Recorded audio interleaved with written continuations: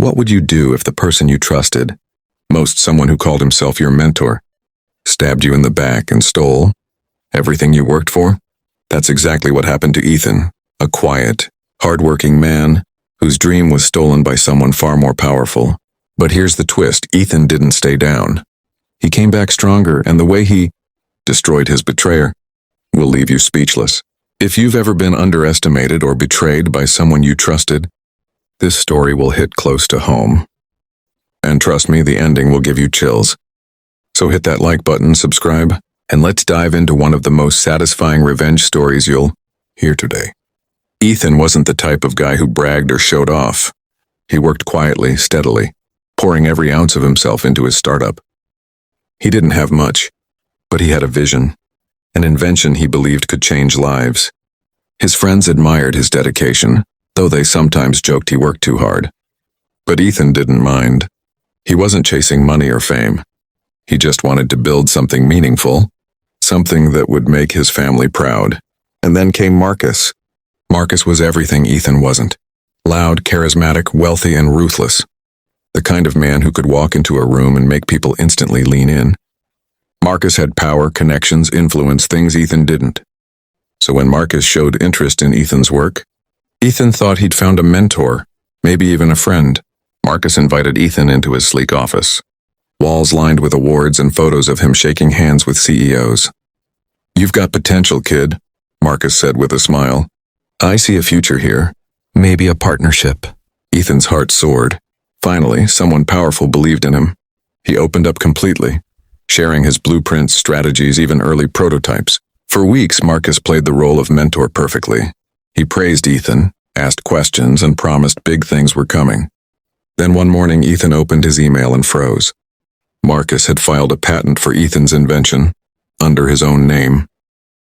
At first, Ethan told himself it was a mistake, but the press release came out days later. Marcus had launched Ethan's product as his own. The world applauded Marcus as a genius. Investors poured in. Reporters called him a visionary. Meanwhile, Ethan's startup collapsed. His team left, investors pulled out, and even his friends drifted away, embarrassed to be associated with a failure. Ethan was left alone, humiliated. And worst of all, he could still see Marcus's smug smile in his head, the smile of a man who had stolen everything. For months, Ethan spiraled. He barely ate. Sleep was a stranger. Every time he closed his eyes, he saw Marcus standing on stage, taking credit for his dream. But pain can do two things: destroy you or forge you. One night, staring at the ceiling in his tiny apartment, Ethan whispered to himself, "If Marcus wants war, he'll get it." Ethan disappeared from the spotlight. No more interviews, no desperate pleas to investors. He went underground. He studied day and night. Not just technology, but people. He mapped out Marcus's weaknesses. He learned how Marcus treated employees, how he cut corners for profit, how he bullied partners and silenced critics. And while Marcus basked in glory, Ethan was quietly building something new. Smarter, faster, cheaper, better. He poured his soul into it. This time he told no one. No partners, no mentors, just him and his work. 2 years passed. The world thought Ethan had vanished.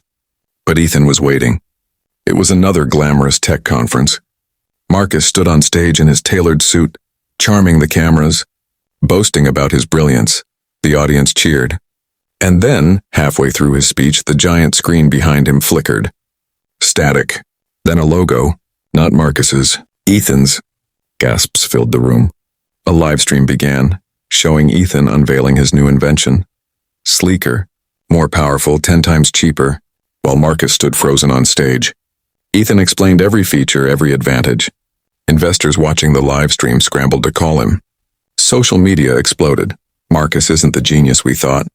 This guy Ethan is the real deal. Within hours, Marcus's stock price tanked. By the end of the week, his empire was crumbling. Employees defected to Ethan's team. Lawsuits surfaced exposing Marcus's shady practices.